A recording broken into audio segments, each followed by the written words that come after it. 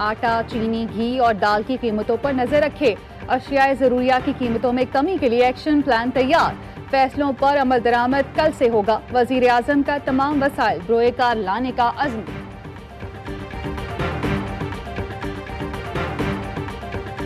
आम आदमी की खरीदो फरोख्त से बहुत ज़्यादा है, क्या करेगा मजदूर आदमी। आटा जो था 55 रुपये 50 रुपये था, अब वो 75 में मिल रहा है। ऐसे ही चीनी है 115 रुपये में हो गई है चीनी। 1000 रुपये कमाने वाला बंदा भी शाम को सोचता है दाल भी पकाऊं तो वो 250-300 से किलो कम नहीं। मुल्क भर में महंगाई का तूफान, गुर्बत के मारे परेशान। महंगाई आवाम की तनख्वाह हड़प करने लगी। दालें, चावल, चीनी के बाद सब्जियों को आग। लाल लाल टमाटर डबल सेंचुरी के आसपास मंडलाने लगे। आलू मियाँ ने भी आस्तीनें चढ़ा ली। 1 किलो के दाम 80 रुपए से जायद, प्याज 80 से 100 रुपए में मिलने लगी। पंजाब में नान भाइयों ने रोटी महंगी करने की धमकी दे दी।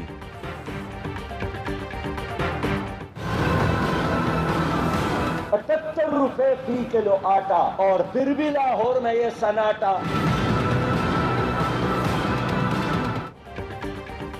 78 रुपए आटा, फिर भी लाहौर में है सन्नाटा। अमीर जमात इस्लामी सिराजुल हक कहते हैं कौम को टाइगर फोर्स नहीं, सस्ती अशिया की जरूरत है। इसी टाइगर ने आटा, चीनी और जलजले के नाम पर आने वाला पैसा खाया। अवाम पर महंगाई के पहाड़ तोड़े जा रहे हैं। बिलावल भुट्टो कहते हैं पीटीआई ने सिर्फ बेरोजगारी महंगाई को फरोग दिया। 18 अक्टूबर को पीडीएम का जलसा अवामी रेफरेंडम साबित होगा। खुर्रम शेर जमान ने सिंध में गंदम की किल्लत और कीमतों में इजाफे का जिम्मेदार पीपल्स पार्टी को ठहरा दिया।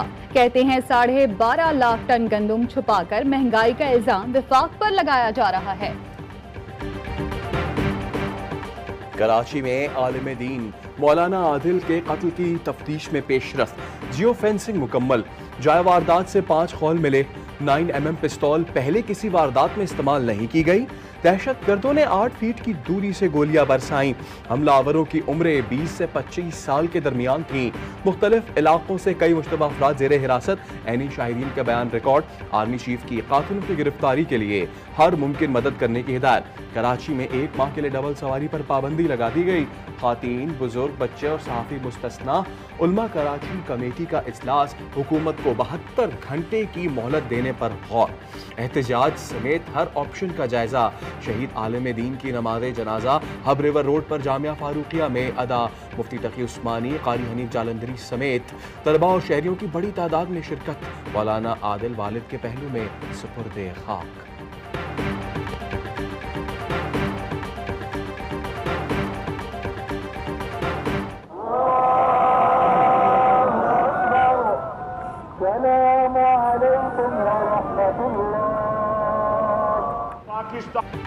अल्लामा ताहिर अशरफी ने कराची में मौलाना आदिल के कत्ल को मुल्क दुश्मन अनासिर की साजिश करार दे दिया। सिंध हुकूमत की जानिब से तहफ़्फ़ुज़ फराहम न किए जाने पर अफसोस का इजहार। सिक्योरिटी न देने की तहकीकात का मुतालबा। कहा भारत और उसके साथी पाकिस्तान में अदम इस्तेहकाम की कोशिश कर रहे हैं। अवाम फिरका वारियत के खिलाफ उठ खड़े हों। ऐसे खतीब और जाकिर को ना सुने जिससे तशद्दुद का अंसर फैले। मदरसे के तलबा को सियासत में ना घसीटने का मशवरा। चेयरमैन इस्लामी नजरियाती कौंसिल कहते हैं मुहर्रम से पहले बता दिया था ये मामूल का मुहर्रम नहीं। मुल्क में शिया सुन्नी फसादात कराने की साजिश की गई।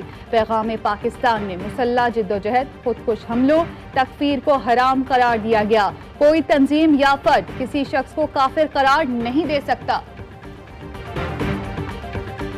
ओपोजिशन की तहरीक मजहब कार्ड के इस्तेमाल की कोशिश है। तहरीक से फिरका वाराना कशीदगी में इजाफा होगा। फवाद चौधरी ने तहरीक के पुरतशद्दुद होने का खदशा जाहिर कर दिया। वजीर सनत पंजाब मियां असलम कहते हैं बेरोजगार सियासतदानों ने मिलकर मौलाना को किराए पर ले लिया है। अब रेंट पर मामला चलेंगे। एक दूसरे को गालियां देने वाले आज करप्शन बचाने के लिए करीब आ गए, लेकिन खान नहीं छोड़ेगा।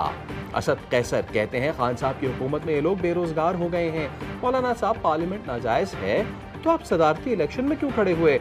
आपका बेटा असेंबली में क्यों है?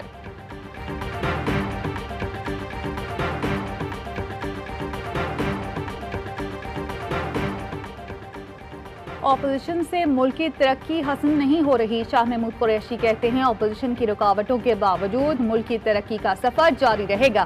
पाकिस्तान को गैर मुस्तहकम करने की साजिशें की जा रही हैं।